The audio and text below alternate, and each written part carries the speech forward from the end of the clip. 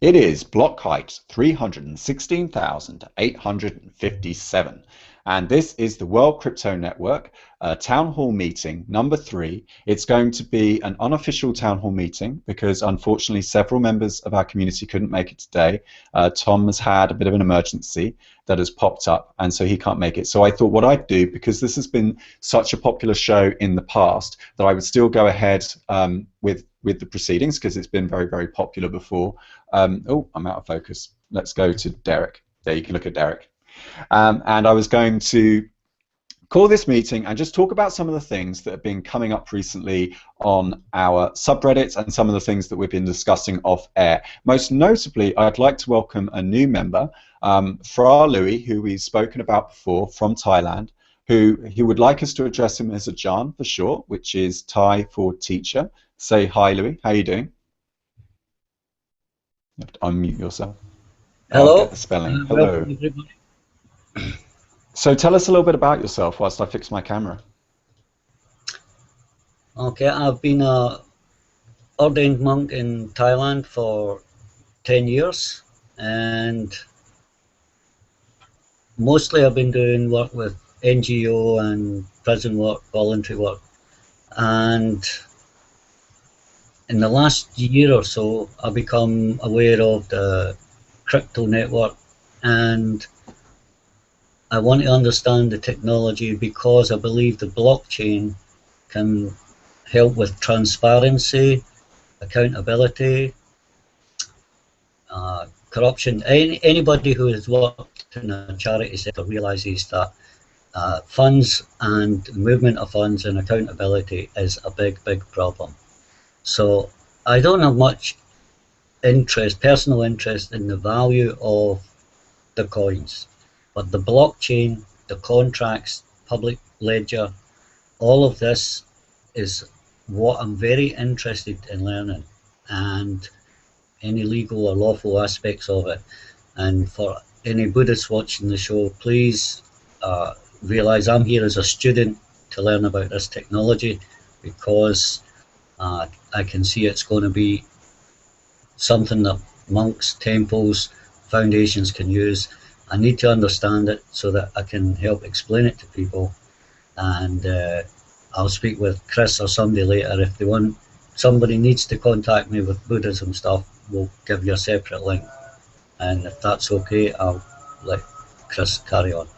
Lovely. Well, thanks very much for joining us. And actually, originally, Ajan reached out to me on the Feathercoin forum, and he was saying how he'd enjoyed watching some of my shows on the World Crypto Network, and we regularly talk in Skype. So, do you guys have any questions?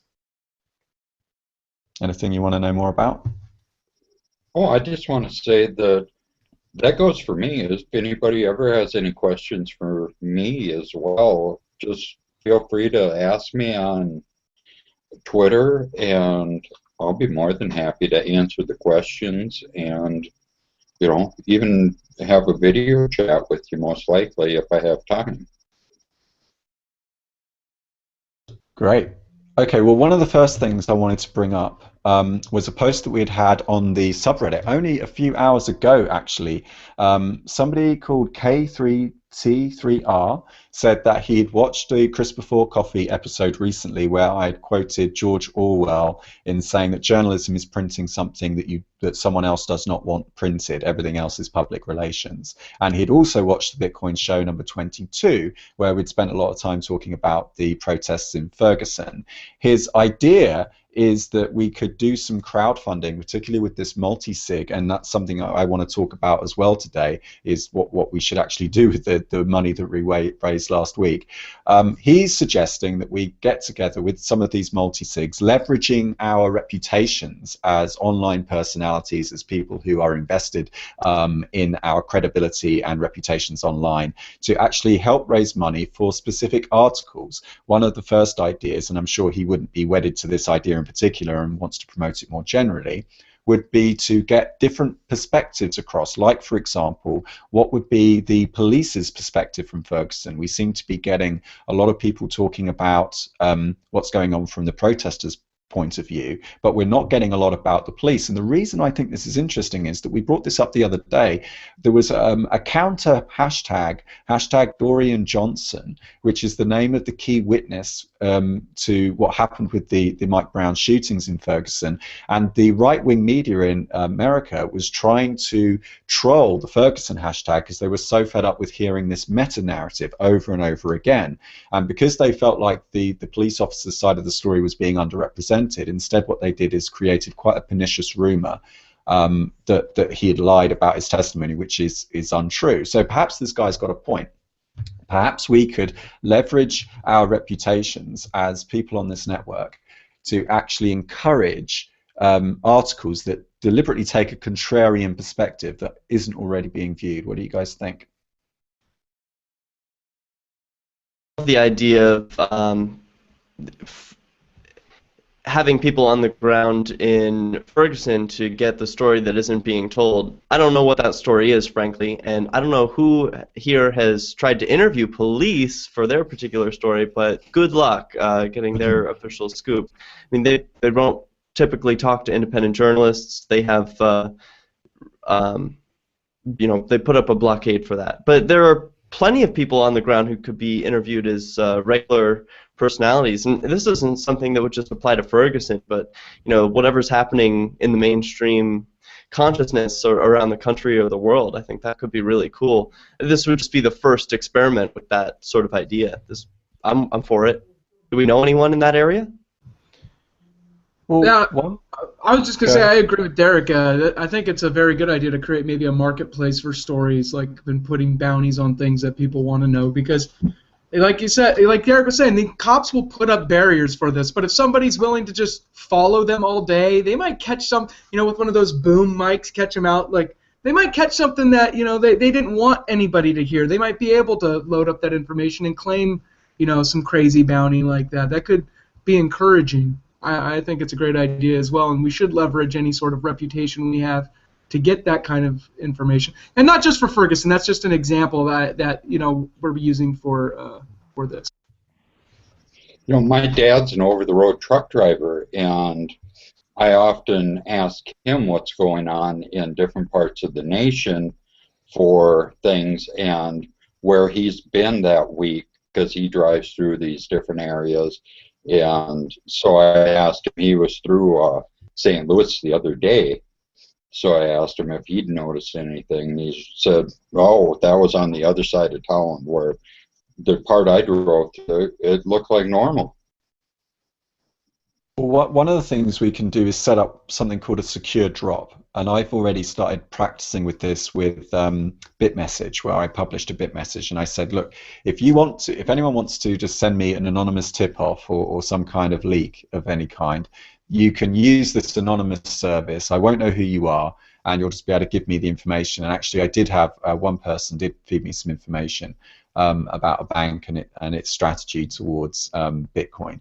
So that already proved itself useful. And sometimes when I meet people, I already get people sort of coming up to me going, oh, I wish I could tell you something, but I don't want to because I'm worried that, you know, it might get, you know, me into trouble or you into trouble. I think it might be worth us having some kind of secure drop where people can send us inside information or something they want to share with the public but they're afraid to, in a way that in which we have no ability to find out the identity of that person.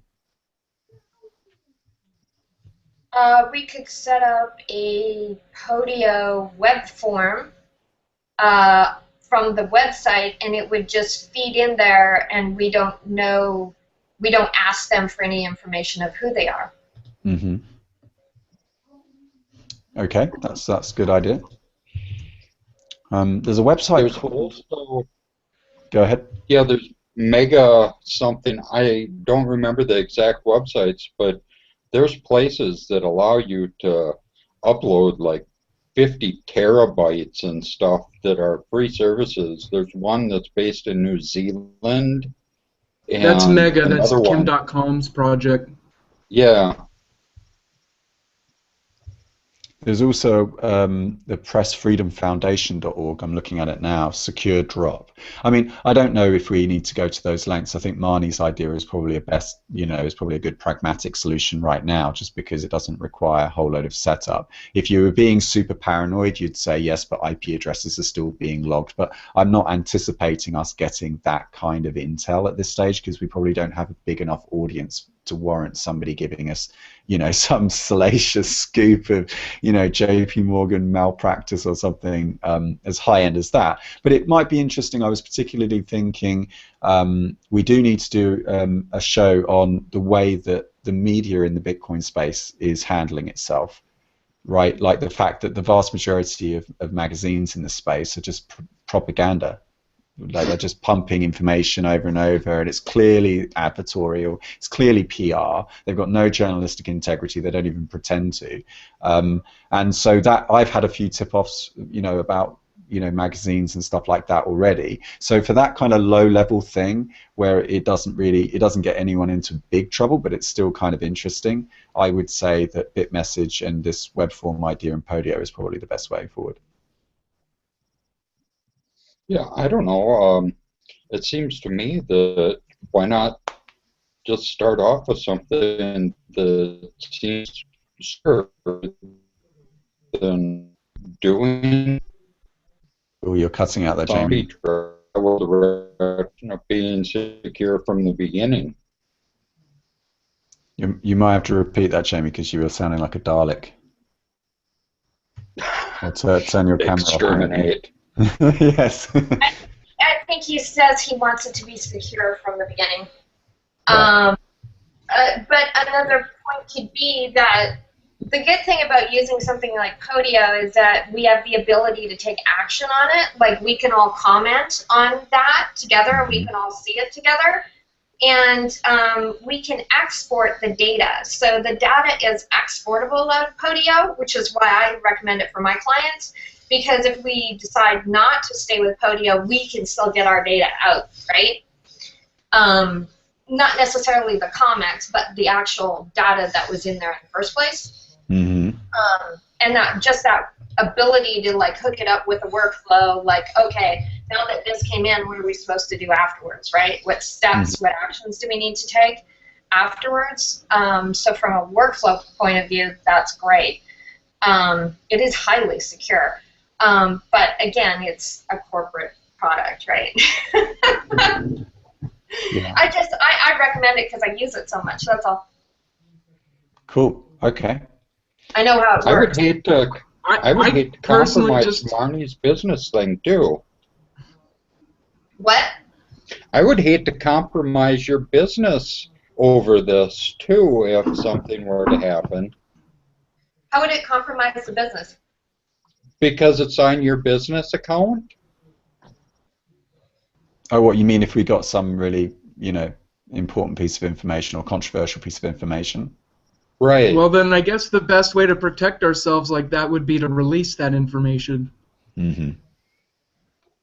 Which is the point of the leak, I guess. I mean, if you look at WikiLeaks' website, WikiLeaks isn't exactly, they're not supposed to release the image in a kind of ready state. It's just kind of very raw, right? So you've got all of the pages that were used on 9/11 between the authorities, but it's just a raw data dump.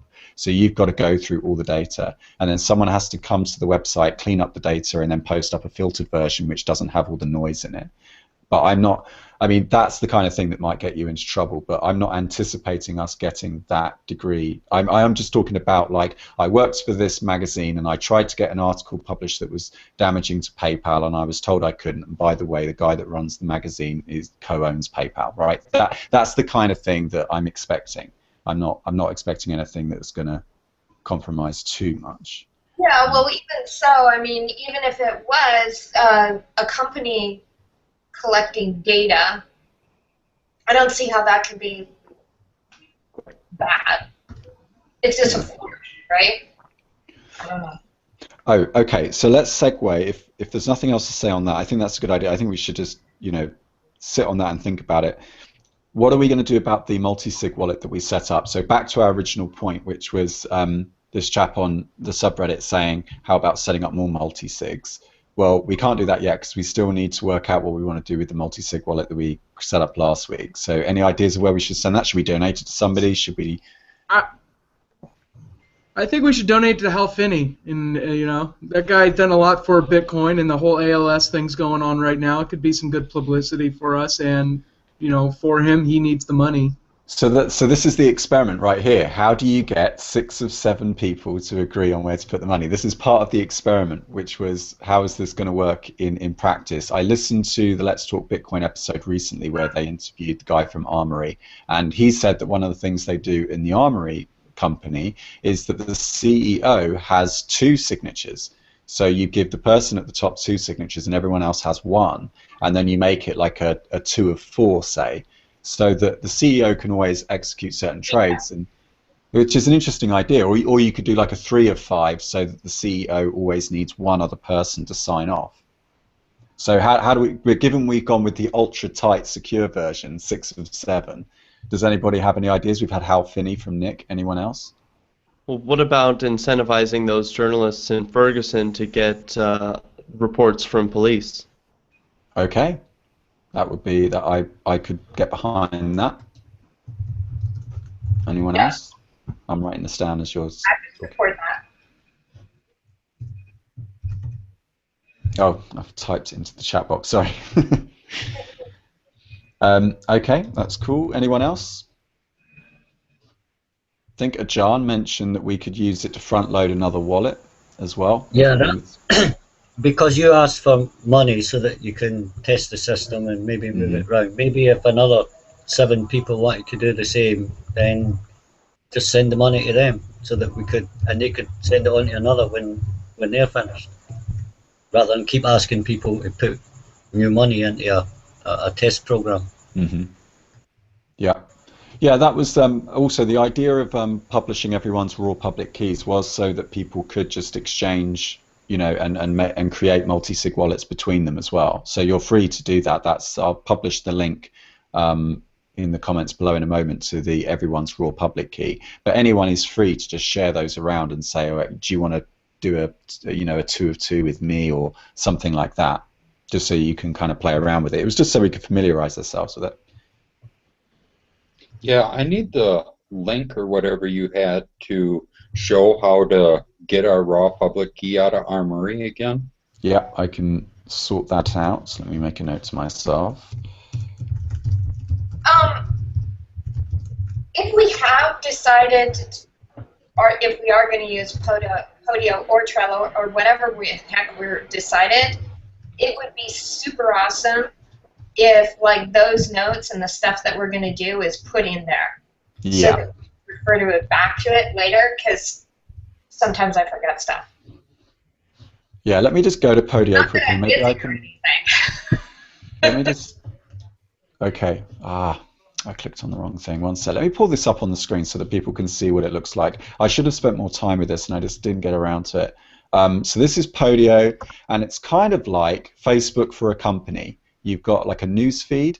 You've got some tasks. It's obviously much better than Facebook. Actually, a little bit more than that. Can I jump in, Chris? Please do, yeah. This is what I do. Basically, it's an area to put workflow, right? So that we can decide this happens, then we do this, this, this, and this, right? Or it's an area to collect information. So, for instance, I'll share my screen right now and share with you the Derek was actually just in there. WCN shows. Episodes. Shows. There we go. And now I can share my screen so you guys can see it. There it is. I believe that's it. Yes. Okay. Awesome. So let's make sure we're on that. Okay, there we go. And so, like here, I created an app called Shows, right? Mm-hmm. So now everybody who has a show can go in there. They can put what their show about. We know what the schedule is. We know who the host is. We have the image of the show and what it's about, right? Mm-hmm. And then Derek uploaded his promo video here into the promo videos app that I created so that we can all put our promo videos, right? Mm-hmm. And if we look over here at the activity area, I just made some comments here, and who else was in there? There was somebody, a Pear Rebel. Who's that again? I forgot. Nick. That's Nick. Nick? Okay, Nick. I'll get that down. That's this guy. Right, you. Okay, Nick. Awesome. Yeah, so he was, looking around, and I created an app for, like, armory keys, right?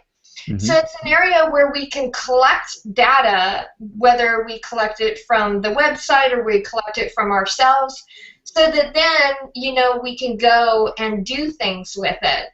I've got like a huge workflow set up. Whenever I do a WCN show, I have like a whole bunch of different things going on. So I use like Globiflow that tells it when I'm in this stage, do this, when I'm in that stage, do that. So it's all about workflow. But yes, at a very simple level, it's just like Facebook, but just for us, right? Yeah. But is there a way to make it open to the public as well? I wouldn't recommend that, but yes. Well, no, it's not. Okay. This is meant for people to get their work done and to do stuff. It's not really. What are you thinking it would be? What would be the use? I'm not necessarily I'm not too fussed about it, but I wanted to try and keep things as open and transparent as possible. But of course, you've always got to do some things on a back channel. Sometimes it's just not feasible to do things in public. So I'm not too bothered. But yeah, Podio wouldn't be the tool if we want to be completely public with it. Mm-hmm. Okay. And Jamie wants to know. You would have Podio. Can I interject? Yeah. We can always start things on Podio, and anything we actually want to actualize, move over to GitHub, post on the subreddit, and everything else. Like that can just be an internal dialogue thing that eventually gets moved out. Maybe like every week we move out some of the logs or whatever to GitHub or something like that. Okay. And Jamie. Again, what we can do is we can use stuff like Zapier to move data from here to something else, right? So I can say, okay, post this there, and we could use Zapier and just have it post, or onto a WordPress site, have the data post over there. So that's definitely, doable that way. And how do we sign up if we haven't already? Jamie is asking. If you just go to podio.com, and I see. How do you get in there if you don't have, put your email address in the group chat here, and I'll invite you in. Cool. Oh, okay. And then also, if you know anybody else who we need to invite in, please put their email address in here, and then I'll invite them in. Great. Yeah, we should also do that on the mail out. Oh, by the way, Derek, is that circle set up for WCN? And if so, do you have the link? And then I can... Sure is. There is a circle set up for WCN. So I believe you're currently signed in as World Crypto Network. I am at the moment, yeah. So you have access to that through Google+. Okay, cool. I'll check that out. Because what I can do then is just get everyone's email into Mani, and then everyone can sign up to the Podio just like that. Now, another thing that Jamie suggested was that we have like a show, and this kind of links in, so I kind of wanted to keep it on the same thing, was we have a show on Tuesday mornings where we introduce people on how to actually use Google Hangouts. So it wouldn't necessarily be to appeal to audience members, but it might be for people that are aspiring to have their own show. So do you want to say more about that? I think Marnie and you were talking about this, is that right?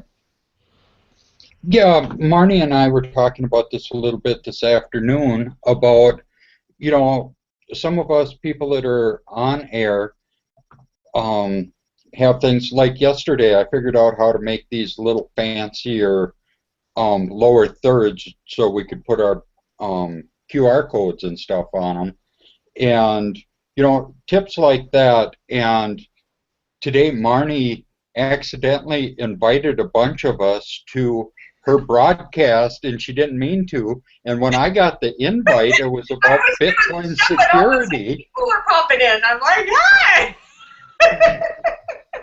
The topic was Bitcoin security, so I thought she actually wanted me there to say something about Bitcoin security. So I popped in, and I was a little bit late because I was at Turdy Meester's thing. And so anyway, but it worked out okay, because then after we went off the air, Blake jumped in, and then we had a very nice discussion about some of these other things, and she gave us a nice little preview of some of the other things that she can do with Podio. So They were asking me, what do I do for my day job? That's what I do. I do Podio for my day job. yeah, she gave us a very nice demonstration of Podio and some of the other options available with it, because neither Blake or I knew what Podio was or Trello. And we're like, well, then let's hear your suggestion, which is something. And by the way, Jamie, I don't think your camera's working at the moment. When every time you talk, it goes to like a black screen. Is everyone else seeing the same thing? Maybe yeah, try it, switch it off and switch it back on again. I might be having bandwidth problems at the moment. In which case, keep it as your avatar, because the sound is the most important thing. So the idea for the format of the show was to do a show that's dedicated to troubleshooting using the technology and to coach people into how to using it. Is that right? Yeah, and if somebody wants to, what I'd like to do is do a video on how to set up a Google Hangouts and schedule it for the show host, because I know when I've done shows, it's always a chore because you only do it once a week a lot of times, and it's always a chore to remember the exact steps. If we had something, we could just go back to that YouTube video and watch. And what we could do, I can set it up so on another You remote. could to the you can post it to Podio and post it to the WCN community. Yeah, and I can do a dual screen thing with a virtual networking computer into another Hangouts account and show while we're doing a conference to start another conference with another account. So that'll work out okay while I'm doing a screen share. And we can talk through it, and then if people have questions, I think that would work out really well. I mean, I'm all for it. I think it's a great idea. It would be particularly good to keep going with the ethos. John, do you want to come in? Yeah, this is exactly the kind of thing that I need. I've picked your brains and I've been asking you for assistance. And if there's somebody out there that's maybe willing to spend some time teaching me Google Hangouts, or Marnie to teach me a little bit about the Podio or things, I don't think I would use Podio, but the Google Hangouts, none of my friends use it. We're all beginners. So if somebody can teach me, I'd really appreciate it. And any of the guys on there that want to show me something else that they do, and I will. I'll post a link in Podio, or I guess I won't post it in Podio if you won't use Podio. So for people who aren't using Podio, where do we want to post stuff? You can put it on the Reddit. The Reddit is there for that, for like a APB. Give me a link to Reddit. Yep, I'll do that right now. One sec. Or if you can just put the link in the chat now, Marnie. I have to get it for you, but it's an awesome video about how to be a good Hangout guest. But it also applies to the hosts as well, like how to create that lower third. You know, it's really helpful. I send it to all of my guests. Really helpful. Yeah. Yeah, that's a good idea. We should probably also include best practices in terms of what camera to have, microphone, what should be in your background, what should not be in your background, that kind of thing. Oh yeah, there was a guy on Twitter that has. They're going to get me a big huge sign for my background. I'm like, sure, you can do that for me. I guess they don't like seeing my background. No, I kind of like it when it's kind of a bit rough and ready and a bit guerrilla. I don't like it if it's too professional, because you've got to get that right point where it's not. If it's not professional enough, it looks naff. So you may as well have it look raw and amateur. Yeah. Does this look cool? What do you think? I love the look. I love the look. This is Theo. Thanks for joining us, Theo. Yeah, well, I like the suggestions so far, and maybe I already talked about it, but I haven't put my money where my mouth is. But we need to get this Bitcoin helpline. I mean, it's also like the same idea about, you know, showing people how to do the Hangouts or whatever. But I mean, you know, it's just like where you can call in and be like, okay, I can't get my wallet to work, or I don't know what to do. And it can be, if you have like a problem that's embarrassing but you don't want to post it publicly, you can just call in anonymously. That's an alien. Yeah, right. Coming as an alien. I can switch it. Sorry, I was just fooling around. Because you're That's talking cool, about like being real professional. You know, I thought this was really professional to be an alien. You know, I could also, I think I could be a cat too. Hold on, there we go. Oh yeah, be a cat for us. That's a dog, surely. Sorry, didn't want to distract. But yeah, I'm just kind of jumping in the conversation. You wouldn't get this at JP Morgan. So what's been the ideas on how to use the money that's been donated to the multisig? We're sending it all to me. I kind of colluded with everyone behind everyone's back. No, we've had two ideas so far, three ideas so far. One is to give it to Hal Finney. The other was to help crowdfund a story from Ferguson to get the police's perspective on things, because that hasn't been represented yet. And then the other idea was from Ajahn from Thailand. He's suggesting that we use it to front load other multi-signature wallets. I like that. I like that front loading. I really like. I think Bryce had the idea, but I just don't know who to give it to to send someone in Ferguson that we could trust the funds in order to like help them, you know, continue being on the street while we're just hanging out in Hangouts. You know what I mean? Yeah. And kind of like, but I just don't know who to give it to or who we could, you know, send that money to officially. That's the main problem I'm having with that, and I haven't found this person, or we don't have that pipeline. But theoretically, we could help anyone in the world that has a problem very quickly. We just need to have the logistics set up in order to send that person the funds or the Amazon gift card or gift cards or whatever. You know what I mean? Yeah, I do. And what I'm going to suggest as well is that people, when we do, because obviously we're going to need to know on the other end that the other person has the ability to receive the funds. We need to know that they are a real person. So we're going to need some kind of web of trust. We had a comment in the subreddit on Decentralize the World where someone said, you know, how on earth are we going to manage this program where we're sending things out to people? How do we keep them accountable? And my response was, well, we've already had inbound interest, like from Ajahn, who's joined us today from Thailand, like from a guy from Nepal. I'm meeting a guy called Mitch next week who's flying to London from Ghana. He's here on holiday, but he's, you know, coincidentally going to be coming and seeing me. So I think we're already getting inbound interest from these regions of the world. But what we do need to do is set up reputation systems. So we could send people to places like Keybase. I was thinking of sending people to Keybase and getting them to set up like a PGP key so that they can authenticate themselves. And then that way, even if they want to stay anonymous, their PGP fingerprint could sort of stand in for their identity. And by the way, Keybase.io is a very user-friendly website. So it's not like normal PGP signatures. It's very easy to use. They're making it really super slick to get into the anonymity and privacy stuff. So, because that would be my concern, like we're sending money to someone and we don't even know who they are. Definitely, yeah, I totally agree. Cool. You wouldn't see this kind of behavior at a JP Morgan meeting. I think that's how we differentiate ourselves.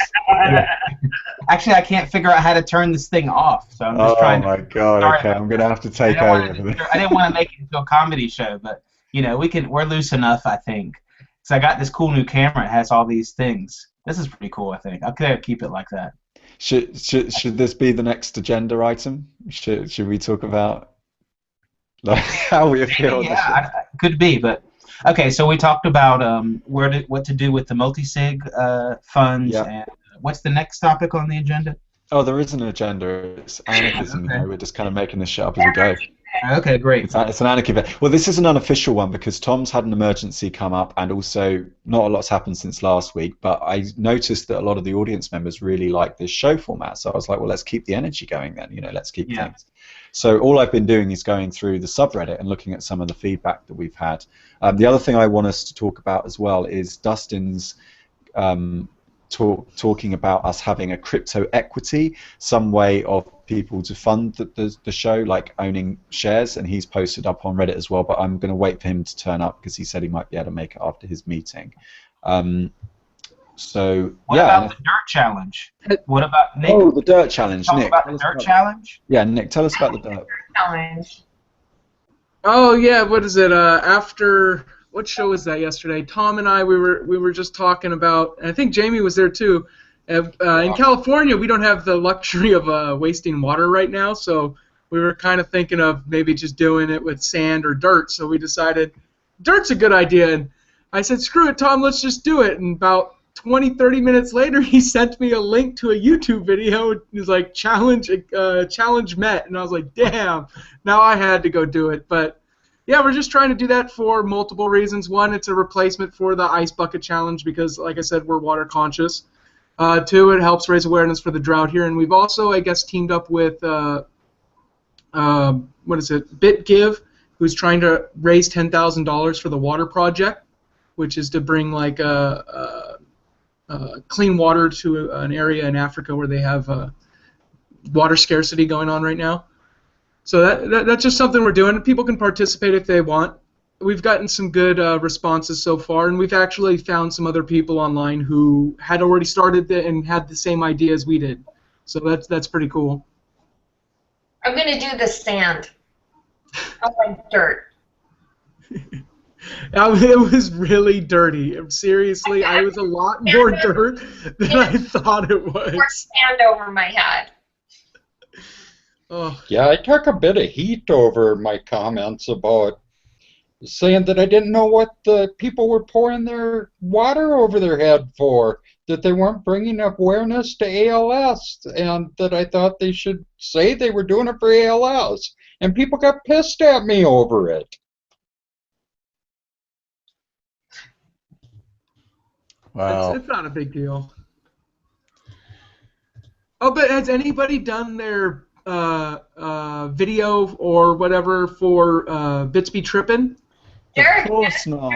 uploaded it a couple of minutes ago into Podio. Wicked. I'm glad someone's doing it. Okay, so I have a plan for mine this weekend. Tell me what that is. I missed that. Last week. Wants to know. Last week, Bits Be Trippin', Carter was on, and I guess they've offered to do like a World Crypto Network. I don't know what the correct term would be for it, but like just a short video to show all the different shows and the people who participate on the network. Give us like a little trailer or something, a couple minutes.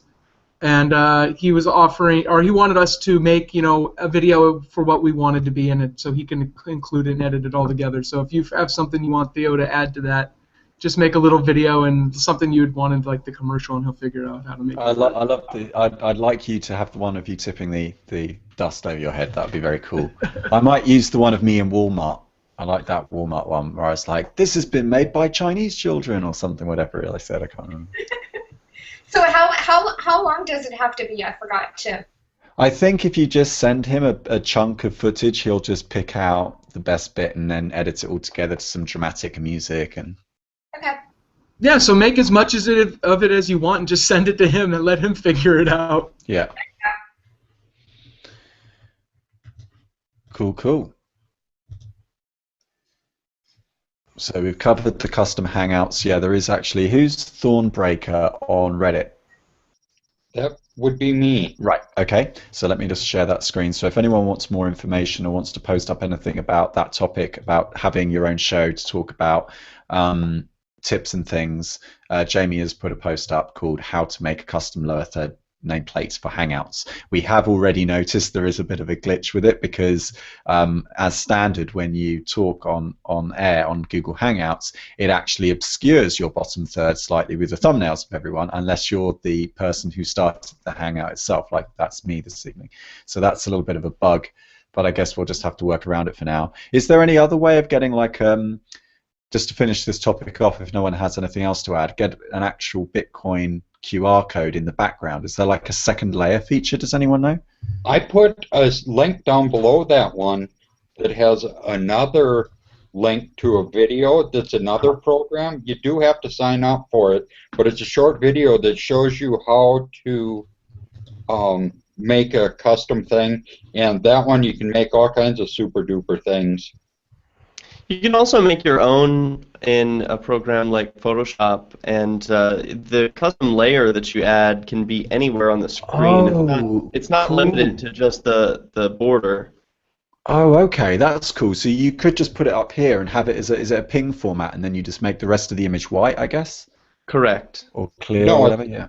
Yeah, so Clear. all you need to do now with yours is just edit it and just copy and paste the QR code up to where your little Hangouts magic thing is. Just Brilliant. copy and paste or cut that Hangouts magic thing out of there. That's brilliant. I love it. Good suggestion. Yeah, well then I'll do a tutorial video where I actually show people how to do it. Thank you. I'm like, wait, I'm not catching it. So yeah, if you tune in on my new show next Tuesday, I'm going to show people how to do this sort of stuff and talk about this sort of technical stuff. I can't do it at the time because I have clients, but after work I can do that. Cool. So before we go on to Dustin's thing, just because he's not here and I thought I'd give him a chance to join us, does anyone have any other issues they'd like to raise? I think I'm good. Cool. In which The man case... who asked to be a part of this hangout named Doug Scribner, and he has offered the World Crypto Network an opportunity to use a video sharing tool. It sounds like a lot of us are comfortable and getting comfortable with Google Hangouts. It has some limitations, and he just wanted to offer that as something that we might be able to use. So obviously he's not here to present that today, but he may be able to join us either later on in this meeting or next week. Yeah, well, that'd be very cool. Is that something, I don't know, I just want to get a temperature test of like, who's already very comfortable with Google Hangouts? Like I, for one, am. Mm-hmm. And I'm not looking to change to anything new. So this new product is going to have to be pretty good to sell me. Anyone? Yeah, I agree. I mean, I like it, but I'm always open to new ideas. I mean, it's not without its bugs, this software. I also like the idea of competing with Google because I think Google are a very, very powerful company, and I think anything that offers competition is very healthy. So, so one of the advantages that he explained to me is that it comes with a free 800 number, so it would be good for a show like Bitcoin Talk Show so that people could have an easier to dial, easier to remember number. It also allows for the capability of individuals to add themselves to a video hangout. So in other words, I don't have to find someone's email address and then invite them. They can just know that a broadcast is happening and jump right into it. That's sort of valuable and just something that you can't do with Google Hangouts. Yeah, that's pretty cool. What's this thing called? Cost us money? I don't know the name of the software, but he's already contacted Thomas Hunt and myself, so I'm sure he'll be getting in touch with us soon. Is it free? It's a paid-for service, but he's offering it to the World Crypto Network as, I think, for free as a trial because he is interested in getting the company that produces the software to accept Bitcoin. Mm. So when a bunch of Bitcoin media personalities start using their software and making money with it, they're going to say, maybe we should take Bitcoin. I think I'd that's be his motivation. interested in evaluating it. I'd be interested in taking a look at it if we could see the, at least see the name of it. Yeah, I'll get that. Cool, very good. Yeah, I'm all for these new ideas. And it looks like we've been joined by Dustin. Oh, hi. Can we hear you? Hello. Testing. Yes, we can hear you. Oh, great. Okay. Hi, how are you guys doing? Very well. Hey, Dustin. Great. Yeah, I'm the one who wrote the coin proposal. Yeah, so you're just in time. I was leaving it until you could make it, so I thought I'd leave it, and you're just in time because we finished the last point that we had to go through. So let me go bring up your proposal. Yeah, sorry, I might have to cut out. My college is supposed to be calling me back. I've been in calls with them all afternoon, so I might disappear here real shortly. But yeah, I'd be happy to talk about it. Also, for the customization of your Google Hangouts images. Looks like you've got something there already. Yeah. I whipped this up following Jamie's instructions, and there's another website called PicMonkey, which gives you a lot more options to auto-insert banner images and those sort of things in. I also love the way we can see your crypto trading strategy on the wall behind you. You've got BTC, LTC, NXT. I'm glad you don't see that wall then. Okay, good.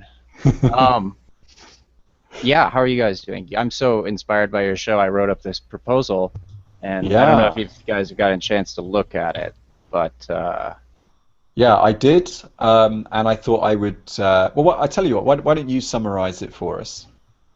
I've kind of summarized it already, just so you know. I've already summarized it as kind of like a crypto equity, a way for us to crowdfund, and it would be proof of stake with a 50% kind of lock-in. So half the money is kind of locked into a wallet. Is that right? Right, but you've probably lost everyone who's not familiar with it already. Right. So go ahead and put it into your own words. All right, your organization's very badly organized because it has no internal self-regulating mechanism beyond your YouTube views to allow you guys to know how well you're performing. Right? Mm-hmm. Mm-hmm. And this is an internal struggle that you're all debating on all your shows that I follow. And in essence, it's a financial issue.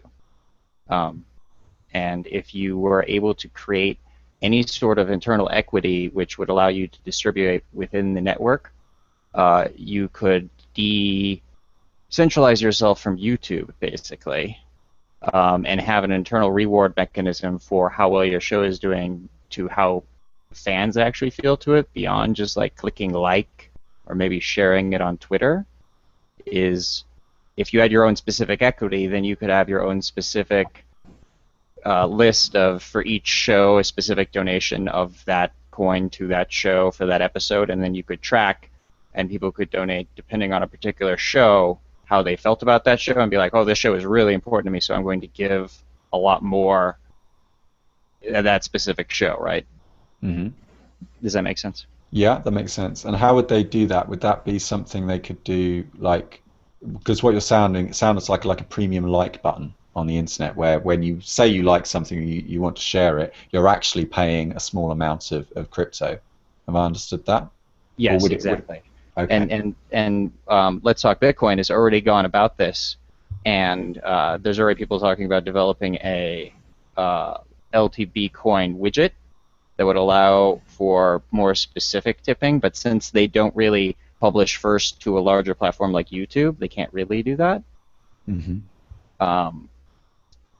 Unless they change their structure dramatically. But since you guys are, you guys can self-regulate yourselves, I think it would work better for you. Yeah, well, we've already had someone volunteer to make our site for us, and actually this is an idea that I've been campaigning for some time, that we actually generate some kind of plugin, whether, I don't care whether it's WordPress or Drupal or whatever, where you kind of front load a wallet on the website with not very many coins, but just enough to kind of, tip people with. And then every time someone writes something or does a show and you like it, you simply press the button and it automatically sends them a small tip with that. And what that does is it creates a kind of honest signal in the market where it's not just a button that you press kind of slacktivism style, it's actually a costly signal. So those points that you accrue actually mean something now because it's cost someone something. Yeah, right. I follow and that. Can you tell us about your idea, because you wanted to lock 50% of it away in some kind of time lock function? Could you talk about that a little bit? Well, that's one of the things that people debate with me the most about, and it's more complicated. If you're comparing it to like a normal altcoin, there would be inherent problems with it due to the distribution of centralizing 50% of the coin. But if you're using it as an equity for a network, I think it would be like in a massive 50% pre-mine, if you think about it a certain way. And then you'd want that pre-mine to be secured against the idea that it could all be sold onto the marketplace, thereby diluting whatever potential benefits the network gain from it. And so you'd want to lock the wallet. So in a way, it's like an undilutable public share. You're asking people to buy the coin, and because it's 100% pre-mine, any of the money raised would end or up 50. being... 50 was my speculation. Right. But then, you could do 100. Yeah. So if you pre-mine 50, because it's locked away in a wallet, everyone would kind of have confidence knowing that those shares or those coins would not be able to be dumped into the market. And are you thinking that should be time locked, or how could we get access to that? Multi-signature wallets, like how you guys have done before with the multiple signatures spread out across the entire network, and that could actually be held as like how Counterparty does with their own individual tokens. So those tokens themselves could be traded if you wanted to. LTB Coin has also does something just like that this week.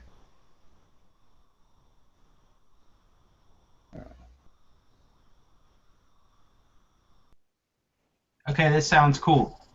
So, so is this? I'm still trying to figure out what can users, if they buy some of the coin, what can they do with it? And if I get some of that coin, I mean, can I like buy ad space, or I think Well, with you're the host. You're the host, so why don't you tell them what they can do with it? Okay. I mean, So that sounds cool. So they, for instance, I have a bunch of it. I could give it to you for an ad on your show. I could give it to you for like a little, like your alien here being branded, maybe, right? Or Okay. let's say I'm working on this new project. I wanna collaborate with these specific people, just as me as a specific host, rather than the whole network. And maybe I could put a logo up there for whatever project I'm working on, and then direct the coin, the tokens, that way. But then that space could also be sold for an individual host. I'm thinking like Mad Bitcoins keeps trying to pull off Trezor ads. If you had a Trezor ad right up there in the corner, and their only way to get it for him was, instead of donating to his show directly, was to acquire these tokens, and then they get the tokens access all the hosts, right? And that way it actually functions as a network token rather than Let's Talk Bitcoin is a very narrow group, much smaller than you guys. And so eventually, go ahead, Theo. Oh, okay, sorry. So eventually, the host would receive these tokens and then sell them out for Bitcoin to do stuff, or they'll have some market value that they'll just be given if you do it right. And that then what you imagine is that if you do it correctly, the fans will simply begin to acquire the tokens in tiny amounts, just to show that they're those kind of people in the first place, because that's the kind of people who watch your show in the first place. And then they'll use those coins as they see fit, but their acquiring of the coins will create a demand based on how much they like the show. Right. So you'll have a real-time price feed of how much your entire network is represented that way, and I think that would create an incentive that all you don't have right now. Because I'm talking about an incentive structure for you rather than an incentive structure for the guests or the audience. this just plays in with them. They can get it, they can play with it, but it's about creating incentive structures for the actual hosts and the network. I have a question. What about, like, for shows like mine that are more to the mainstream and the people that they're just trying to figure out Bitcoin, not all of the alt currencies. So I'm a little bit, for my show, I'd be a little bit like, I don't know. No, exactly. You'd want to have it so universal. So that's why I think it would be important, however you did the system, is that it has to be able to absorb other kinds of donations into the equity. And there are things that can do that. I've seen them, at least. So you would get the donations in Bitcoins, and you wouldn't notice the difference. And then within your own internal mechanism, those donations would just go to either, depending on how you guys see it, buying yourselves more coins or distributing those coins among you all equally, or you can have them specific to the host and that specific show to allow you which shows of yours which were gives you more feedback in a financial way to your individual shows, because they have metrics on individual shows with advertisers that you guys don't have through YouTube, because I've seen the YouTube metrics, they're not good. That's interesting. Yeah, it does give you audience retention figures, and it kind of gives you ideas about location, but you're talking about something more granular. Yes, yeah. And it has to work for her show, which I like a lot, actually. I enjoy it. It has to work for her show to accept the Bitcoin and for her to get those Bitcoins for her show, right? So it can't change anything for her, but it has to provide a structure in which she's also given these coins for the network to give to her guests so that they have, in some way, a small benefit for them being there, and it ties them all together in a central chain, which doesn't have to be its own coin. Those coins can only account for maybe how many total Bitcoin your entire network hold, for example. Could we not run something like this off of a party, or off of like something like Counterparty? Yeah, or Ethereum. They both have these systems. That's where I first really got the idea from. Yeah, Counterparty exists right now. Ethereum's still. Doge Party. Doge Party. Yeah. Right. Doge Party exists now. And it's much faster and more inexpensive to create assets. No, I'm not joking. Check it out. DogeParty.io. Anyone can make a counterparty, and it's really, I mean, there's also Veracoin and all this stuff and their whole thing. But the thing is with Counterparty is, I don't know, I mean, apparently the developers have edited the Bitcoin code so that Counterparty might not work in the future. But that's all speculation and technical stuff.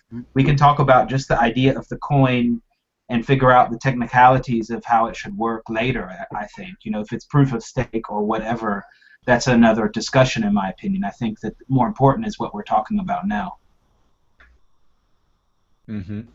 Yeah, I definitely think that for now, something like Counterparty or Doge Party would be better than setting up our own coin, because we'd suffer from the same kind of problems that all these other coins have had, particularly if it's proof of stake, because we'd have the nothing at stake problem, especially if we're not popular enough, and all the coins would be very centralized. So I don't want to repeat that.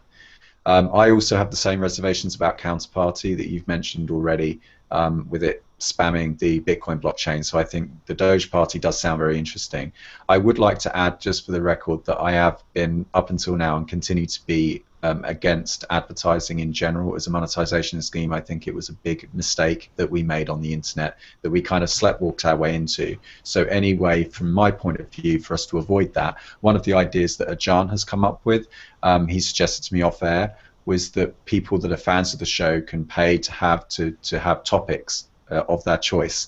So someone could sponsor my show and say, do a topic all about X, and then they would kind of become the patrons of that show. So that could be a good idea. I have an idea too that I just started implementing. So, but it takes more of a workflow. So what I do now, or what I have started to do, and I have started getting donations from this, is from the guests that I have on my show. Most of the guests that I have are businesses, right? Or are startup businesses.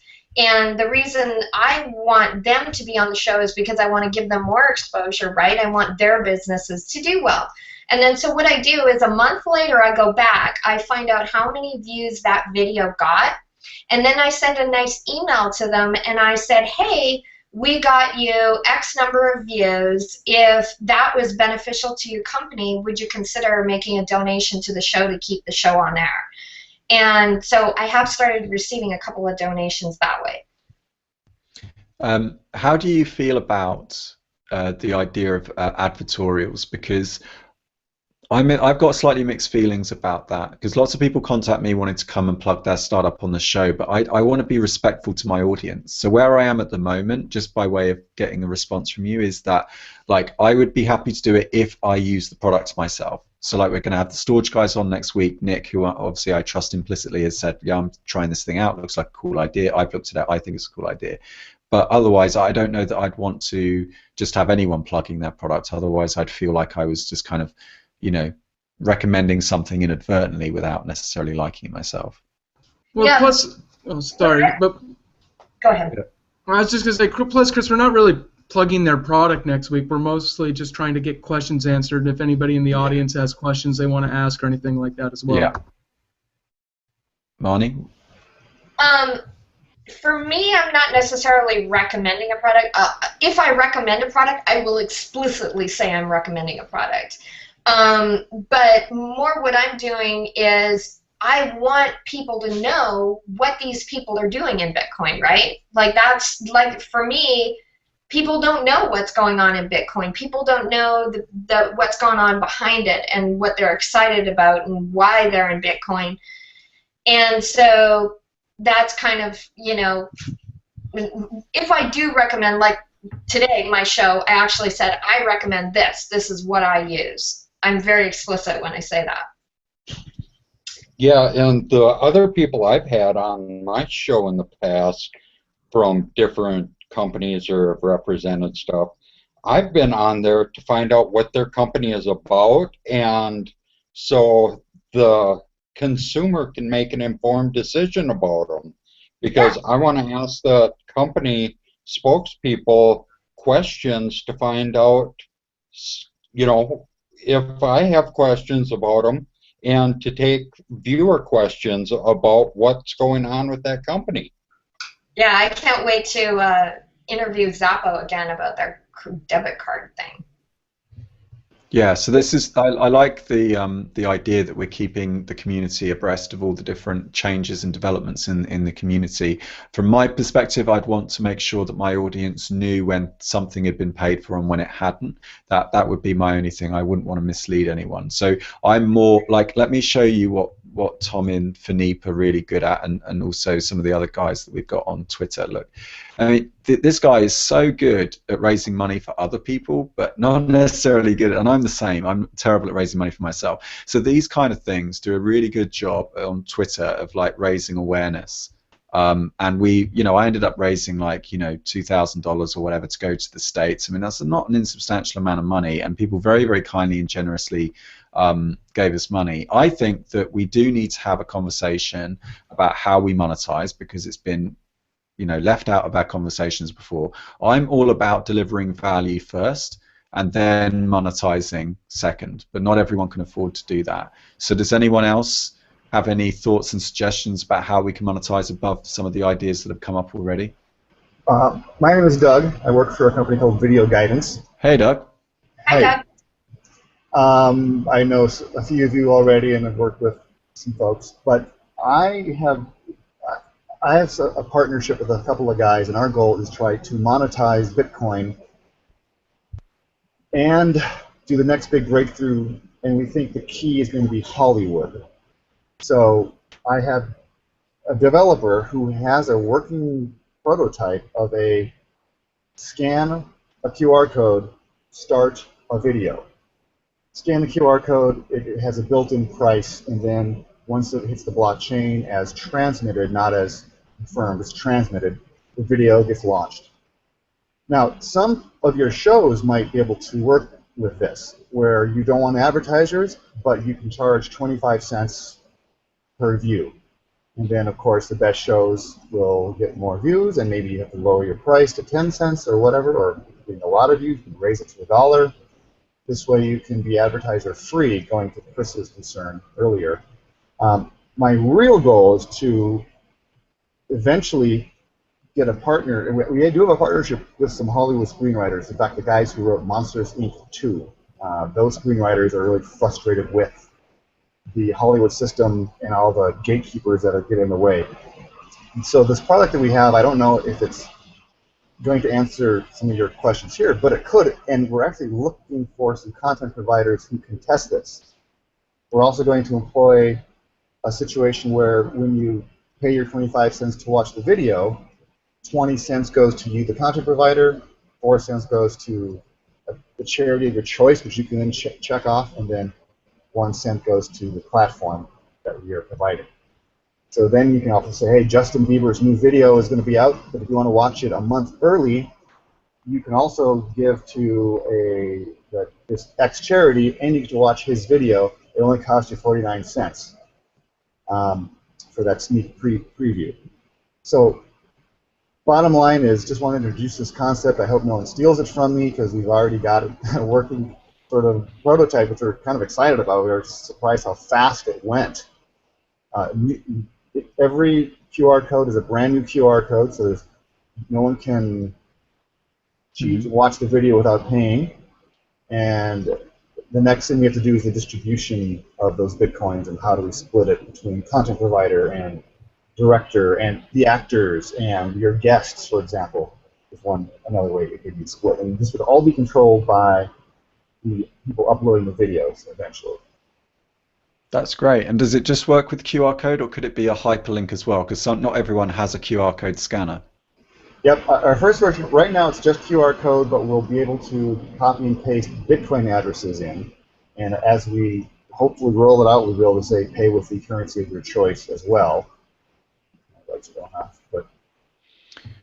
And just so that we, just to give you guys an idea of orders of magnitude, if you had 4,000 followers per month, either subscribers or people that just wanted to support you in general, and they were only paying 25 cents each, that would net you about $1,000 a month.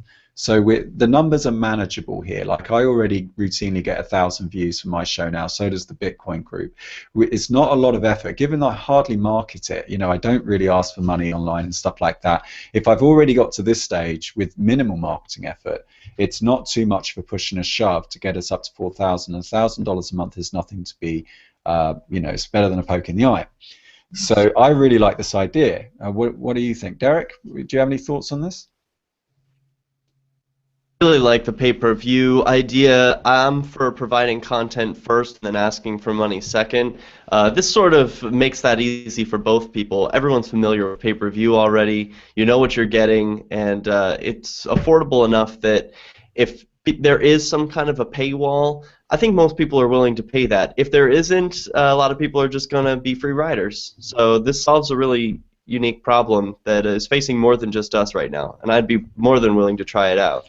I have one question. Sorry, Marnie first. Chair recognizes Marnie. Okay. Well, we would have to take the videos off of YouTube, obviously, right? We would have to put them on another platform in order to achieve this. No problem, Nick. You could go onto YouTube a day later. Right? Yeah, okay, that's interesting. They could go off later. Right, but then why would they pay when they can just wait a day and it would be on YouTube? Do you understand? Because it feels good, that's why, and they want to support. Some people pay for a time preference. Yeah. I mean, it could be market information too. We might be talking about something that maybe we're one of their indicators for buying and selling, and they're willing to pay 25 cents for Chris Before Coffee because he occasionally says something that is worth buying on or selling on. Apparently. Yeah. I'm not just hypothetical. So, John? Watchers watch after the fact. They don't watch during the fact because my show is right during the work day, and most of my clientele and most of my watchers are people who are working all day and then they watch it on the weekend. So you can put it up a week later. completely off of YouTube and in this paywall system, I don't think we can really realistically do both. But that's just my opinion. I think you can, and I think Derek's solution is a good one. You could just push out there, Marnie, that, hey, my most immediate show will be paywalled for 1 month. And then after that 1 month, you can post to YouTube. And then at the YouTube videos, at the end of each YouTube video, it could even have a little advertisement for your paywall video that's happening the next day or whatever the case is. Okay.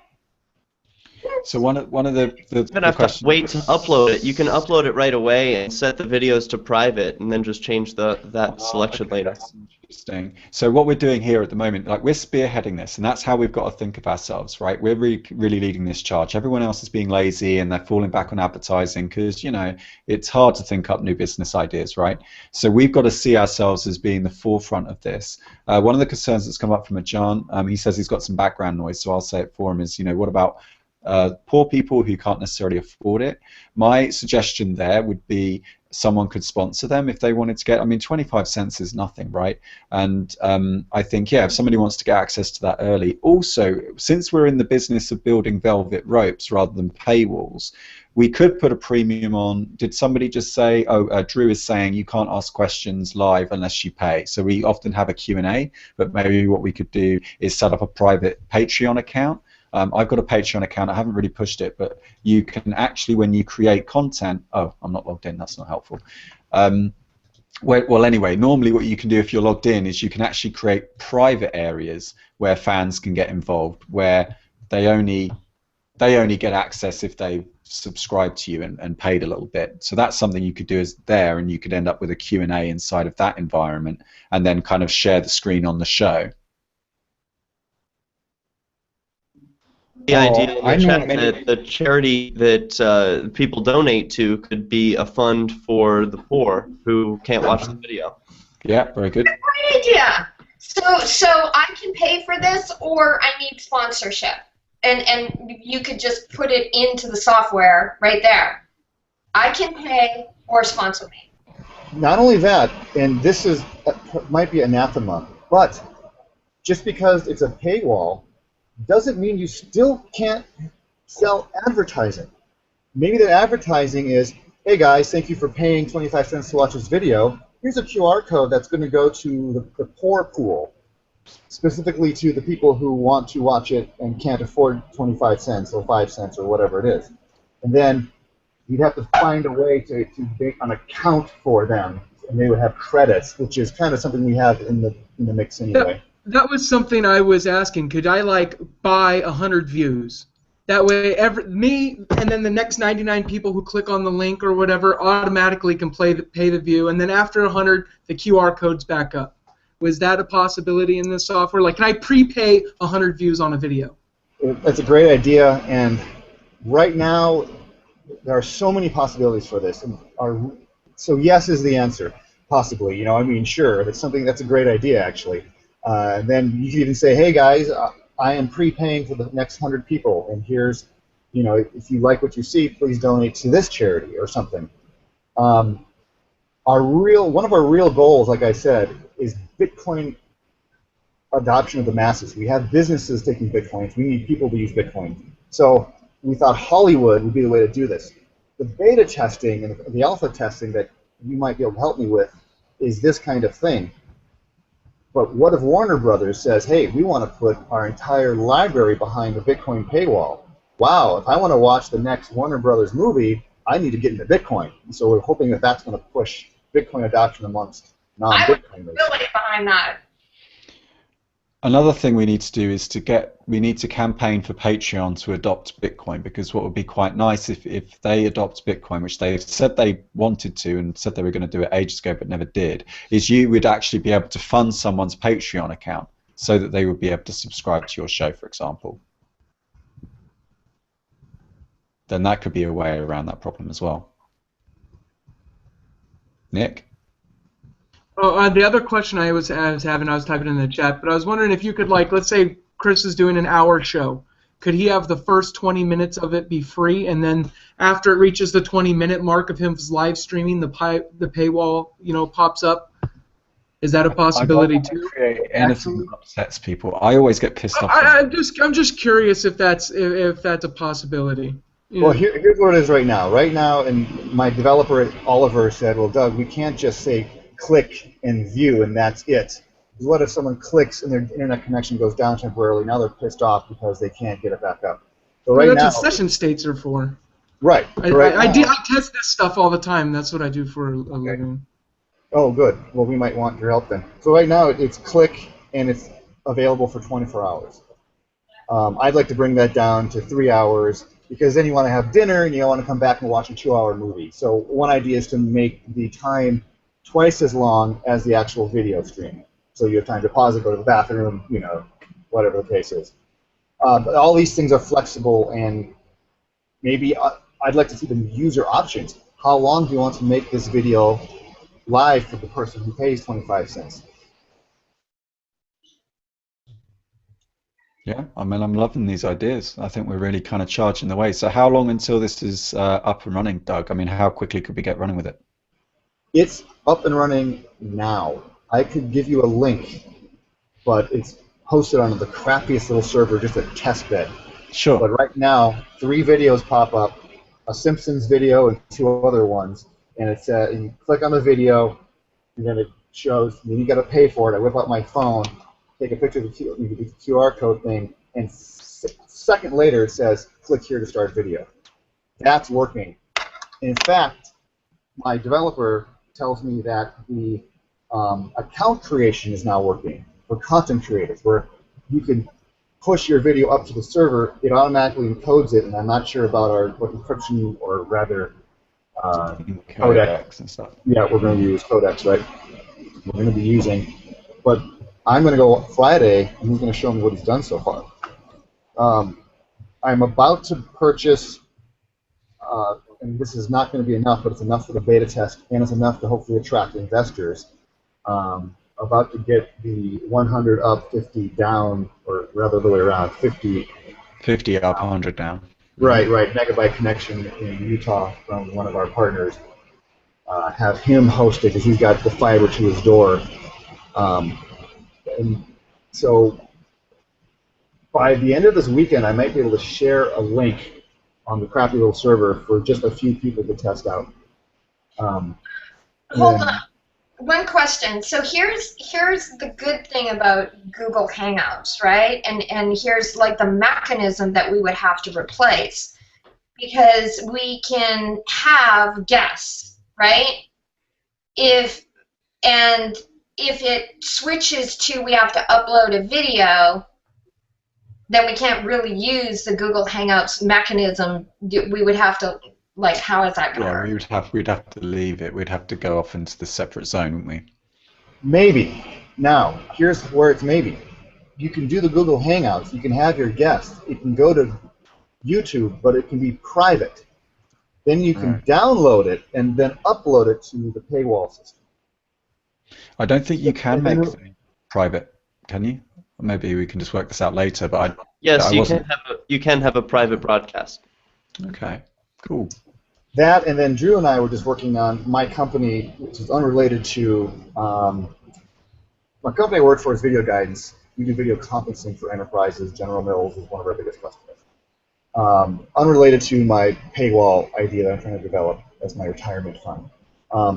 But we provide a service that Drew and I were just testing where you can have multiple people joining on any device, iPads, iPhones, Android phones, enterprise boardrooms, telephones, WebRTC, Google Chrome, which is how Drew joins, all at the same time. There is a disconnect still because how do we record this? We did some experimenting yesterday. It's a little clunky and the frame rate's not that great. But there's other possibilities too, third-party devices that can record and host Hangouts and stuff like that. But I tell you, this is one of the first times I've been in a Google Hangout. This is really smooth. This is smooth and free and easy. Well, there is an API. If you look at webinars, webinars on air, there is an API where you can actually control the Google Hangouts. So look at webinars on air and see if you can't deconstruct what they've done, because they basically put this thing around. Oh, there's quite a lot of noise in the background, Marnie. I'm not sure if that's you. That's not me. Oh, No. okay. Yeah. So yeah, check out webinars on air, because if we could do something like webinars on air, but with Bitcoin, it might be something that might work. And I certainly like where it's going. Nick is suggesting in the chat that we schedule something in. Maybe we should just do a show that's like a pilot or something. Well, and like I said, I don't know if we'll be ready. I mean, I think we can do hosting it, and it's really alpha testing. I think, and maybe even pre-alpha testing, because maybe a month. We don't have a connection that can support multiple streams. You may or may not. You know, like just at my developer's house in his apartment, he's about to move to Arizona. But yeah, 2 weeks is an estimate, but I think within a month it'll be set up again, and I need to buy some machines to stick in my buddy's house in Utah, where we have to have a separate machine for the database, the video server, and then 2 other separate machines that all communicate with each other, etc. Oh, I love it. I mean, I look forward to hearing more about it. It definitely sounds like something we should be jumping on top of and really campaigning for. So, are there I'm any? really glad you're saying that, because I was, you know, I'm sort of funding this myself here and paying my developer friend, and I think it's going to be worth it. And there is a competitor out there too who I've seen nothing from. I mean, I emailed him his whole Playcoin, and I don't know who the guy is. I emailed them, and they get back with me saying we're under development. So I thought, well, maybe I should just jump on the bandwagon. But I don't know. First to market often wins these things, and it's not even something that I'm selling. You know, we'll take a little cut of each video price, but I really want the content creators to make the money. Mm-hmm. You know, that's where it should go. With the idea of being able to split, you know, you put in your web address for your actors, and then the web address for your director, and then you want to have a web address for the charity of your choice. Yeah. Boom, Yeah. You split automatically, custom percentages. That's an awesome idea. I love it. I absolutely love it. So that the people that are working are getting paid. Right, which is really where it came from. My friend's brother on the Hollywood connection. Organization, the WCN, to get some as well, like the organization as a whole, so that we have money in a pool for all of us, not just the host and the guests and everything, but like for all of us, so that we can decide as a group, oh, we need to do this, and oh, now we have some money in here as a group. Make sense? I think that would be important. Right, and I don't know if anyone has followed Next, but there is an organization called Next Studios, and it's just a framework of the same kind of concept, where they would use NXT to fund shows and studios and all this kind of stuff. And I don't know how far they've got, but I'm thinking Bitcoin is king and people are aware of it, so you can run Bitcoin for now and then plug in any other currencies later. Oh, this is very cool. Drew, we want to welcome Drew. So you've been patiently sitting there for a while. How are you doing, man? It's good to see you since Porkfest.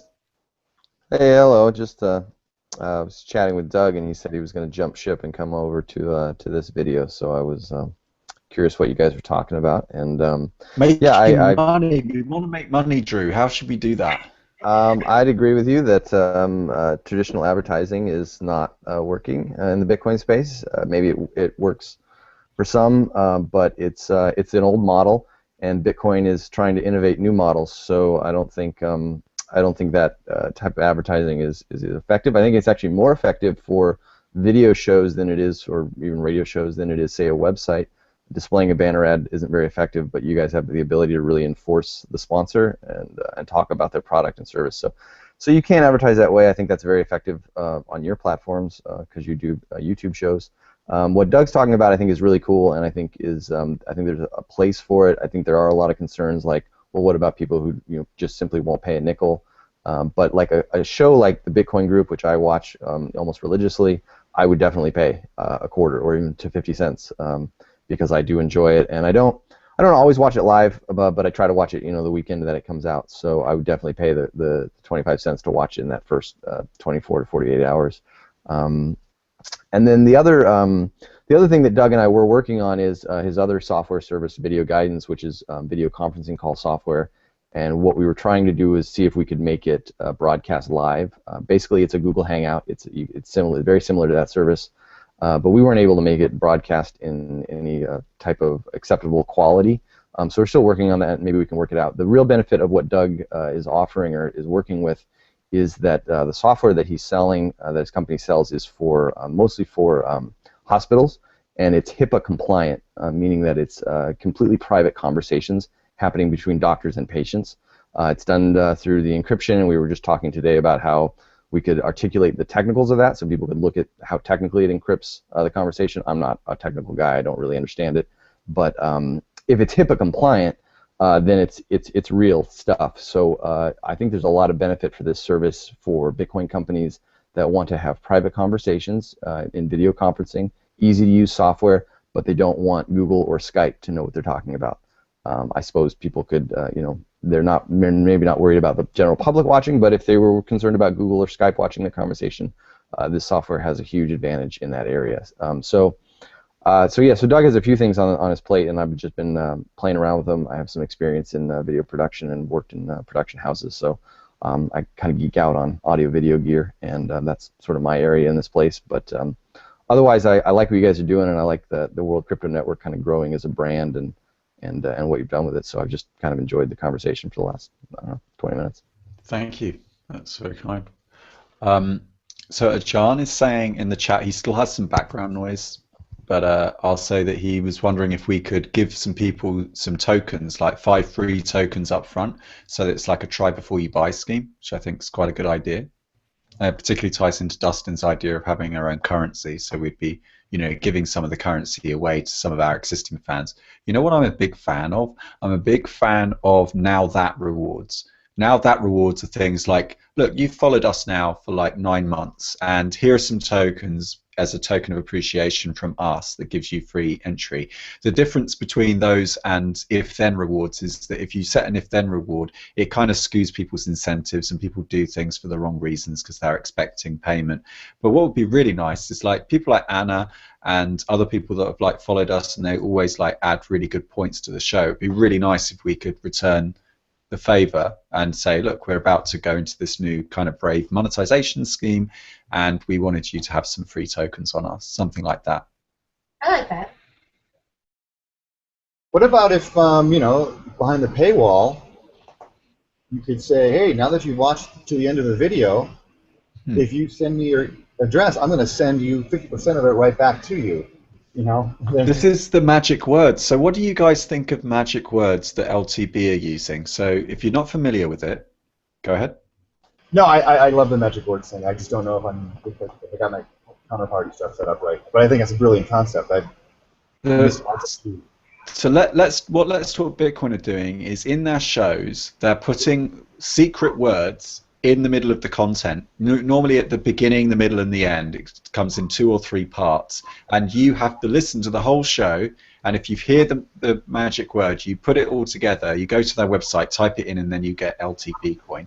My only problem with that is I'm kind of having to do some work for some tokens that I have no confidence in, really. I mean, no disrespect to the show, it's a brilliant show, but I don't really want to have another cryptocurrency in my wallet. I don't want to have to kind of manage that and all that. So it's not worth my while listening to the whole show, paying attention if I've got nothing to write it down with.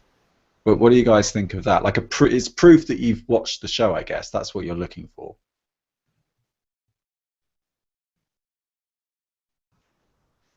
Interested in ways to reward my viewers. I don't know if it would be exactly as what's described, but I could imagine something that's rewarding at the end of each video or somewhere randomly in the middle of each video. It would be easy enough to do. Yeah, I guess so. Yeah, so maybe we could do something like that then. Another concept for this paywall idea, I mean, this may not be related exactly, but I thought I wanted to just throw it out there, is you watch half the video, and all of a sudden it stops. to continue watching, scan another 5 cents. Right. Now, of course, porn is perfect for this because you're right to the end of the and you gotta pay another. Doug, I suspend this meeting. Doug is suggesting we turn World Crypto Network into a porn channel. For the record. Oh my God. That's just a real use example. I just was thinking of that would. We're probably going to have a separate section for adult stuff. Yeah, you can have like an adult WC adult. Right, but that still could be used in a different way. If you watch this far, you will get rewarded this much. If you watch this far, then we will give you back this much. Yeah. WC after dark. My God. Yeah, so if you pay, we take our clothes off. That's what it's led to. I'm not participating. Sorry, guys. No, I can't wait for Thomas to get involved. That would be interesting. That was the goggles, Girls Night Out. That was the idea there. That later on as we drank more, that clothes would come off or something. I don't know. I'm like, I put clothes on to get on front of the camera. Like if I'm not on camera, I don't even have a shirt on. If I'm home, I'm like in underwear all day. That's it. Drew has come up with a great idea. He's saying people can pay me to keep my pants on. Oh, that's a brilliant idea. I don't raise half a Bitcoin. Very good. So it's a porn channel, but only if you don't pay us. It would go there anyway. I mean, for other users possibly. So it's one of those things. I'd like to make a suggestion. If maybe after this meeting, if you guys would like to join me in my other in the Econo platform that Derek was Drew was talking about, you could all jump into there, which is private and HIPAA, and you might reach us from that. I could send you all the link, and then if X number of you want to join, that'd be great. So I'll just do that. And, when this is over, I will announce again that I'll jump in there. So is all we need a link to join in? We don't need to send our email addresses or anything? Nothing. It's just Chrome, it's a link, and you do have to turn on your camera, of course, and that's all there is to it. Excellent. Thank you. Very cool. So, yeah, we have one more idea from a John saying maybe 1 month pay-per-view and 1 month free. Yeah, I'm all for these kind of ideas of making sure that we don't put too much of a wall to entry and make sure it's like a velvet rope, like I say, that it's something that you're kind of encouraged to do. And I actually, you know what, so far I'm pretty confident, given that we haven't really pushed the advertising, marketed the channel that much and advertised it that much. I'm happy with the way we're getting some really loyal supporters who are coming in and, backing us and funding our various trips. It's just a question of how we automate that. And then we can help lift other people up as well. Because I think we're now getting into a world where, people are spending a lot of time online these days and they're actually basing many of their life decisions based on online activity. I think these kind of video hangouts are going to get more pervasive and more common in the future. So I think we're just at the right level. So any other topics, guys? Any other things you want to raise? No? I wanted to bring back up the WCN commercials for each shows. I think we should try to figure out how we're going to work those back in, because we did it. We talked about it a little last week, but I know nobody's really had time to participate in it. But that's maybe something we should work into our shows. No. It happens. What are you gonna do? I think sometimes I forget to clean the litter boxes, and the cats get over and they get all mad at me about it, and I just got to go do it a little bit later. You're right to bring that up. Yeah, we still need to work on our ads, and also you can just generate an image. It doesn't have to be like a video ad. It can just be an image and just a short script for someone else to read out on their show that then publicizes your show. That's a good idea. If I can jump in for a moment. You have a sort of, as a network, as a group of individual shows that accumulate an aggregate of views, you have an ability to approach a sponsor and have maybe a professional video advertisement made, something that's canned, something that you can play back on your browser in your Google Hangout, and you can collectively take all the the views of your different shows and say we're going to play this ad across our network on these various shows for, say, the next week or the next month or whatever, and you can project how many views you might gain for them, and you can sell advertising that way. Sorry, it just popped in my head while you were talking about that. And I know that there's quite a market now for these companies that do their explainer videos when they launch, and they make these really high-end animated YouTubes and such. And they don't get a lot of plays. They put it on YouTube, and then maybe they get on Reddit and they get a lot of views and they get their buzz out of it, but then the ad just kind of never gets played again. So they might be looking for an avenue to get the views up on their, like there was an Open Bazaar video recently. That's just an idea. And then my last point, and I'll mute my mic again, is we're working on sort of a breaking news story that a Bitcoin investor has pledged to match up to $10,000 worth of Bitcoin donations to antiwar.com, and I've been working on this all day, and we'll have an announcement tomorrow. It's sort of out there on Facebook. I'm told people know about this, but we'll have an announcement on Bitcoin Not Bombs first thing tomorrow morning. And if any of you are interested in lining up an interview with staff from antiwar.com, I'd be happy to put you in touch with somebody over there. So that's my little news for the day. I'm very excited about it. That'll cost you 1 Bitcoin. For that ad. Oh really? Oh yeah, damn it! Yeah, you invited me to your show, and I'm getting free plugs, so I'll leave it at that and mute my mic. But keep on the good work, y'all. No, thank you for joining us. Cool. I've just been playing around in Photoshop as well. Just trying to see if oh, look at that! I've got my new Bitcoin address up there. If you wanna, Does that QR code work with the Bitcoin thing over top of it? What do you mean? You've got. Oh yes, it does. It does, because there's enough information in the code for it to have what's called parity. It's got a certain amount of parity built in. Yeah. Awesome. Yeah, if you just type in Bitcoin QR code generator, there's like a free tool. There's quite a few of them, but there's one that comes up straight away. Okay. I'm not able to capture the QR code. Oh, do I need to put the screen on here like that, and then you can try it? I tried it out earlier. I think it works. Cool. So is that the meeting adjourned? Does anybody else have anything to add? Derek looks like he's doing something. What is Derek? I want to try and send you some Bitcoin. Oh, cool. Thank you. I appreciate you taking charge with this meeting. Yeah, I've been tyrannizing you today. Let me get It's all voluntary. It's all voluntary. Voluntary tyranny. That's what I've invented here. Well, please join me in my co-space, is what we're calling it. So the link is in there. You can find it, and I'll jump in there now, and I'm going to drop off this call. You have to use Chrome. That's the only caveat. Google Chrome must be used. Lovely. And if you're in 2 systems, your webcam probably will not release to go to the other one. So you're going to need this to so. Nice to meet you all. I will let you know. Thank you very much, Doug. That's very kind. And I guess I should just want to say thank you to Ajan as well for joining us from Thailand. Is there any other things you want to add? Do you want to say anything? You've been very quiet. Well, I don't know how much background noise is coming through. My habit is talking over the speaker to the monks in the temple. So no, you're okay. Of the show is not really perfect for me, but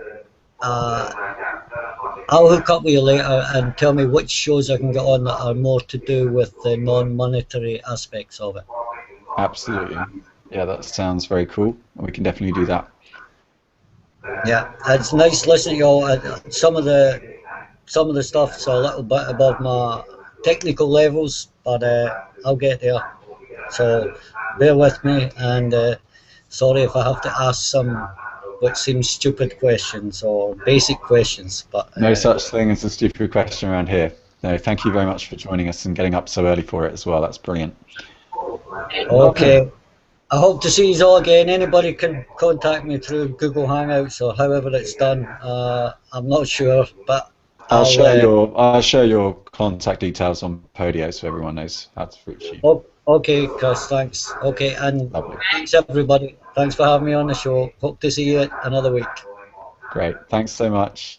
Okay. Bye. Bye-bye. So all is left really is for me to say thank you to all my guests. Thank you as well for the 30-odd of you who've stayed tuned throughout the whole thing. That's very, very kind of you. This is block height 316,869 with the Merkle root A3D0F0C. Man, that's a great Merkle root. Thanks very much, and I will see you next time. Bye-bye.